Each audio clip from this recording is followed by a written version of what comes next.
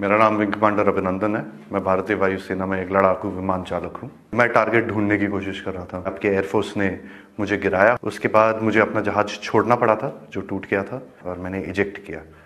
Eject करते ही उसके बाद जब मेरा पैराशूट खुला और जब मैं नीचे गिरा, मेरे पास पिस्तौल थी और लोग बहुत ज़्यादा थे और मेरे पास बचाव का सिर्फ एक ही साधन था। मैंने अपनी पिस्तौल गिरा दी तो मैंने भागने की कोशिश की।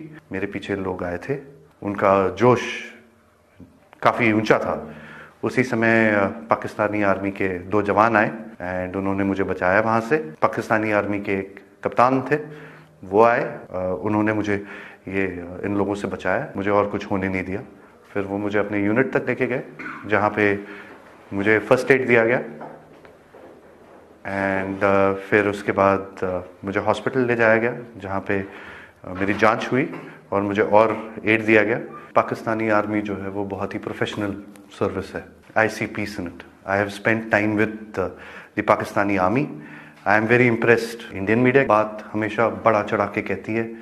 जो छोटी सी चीज़ होती है उसका बहुत ही उसको इतना आग लगा के, इतनी मिर्च लगा के बोलते हैं वो, उसमें लोग बहकावे में आ जाते हैं।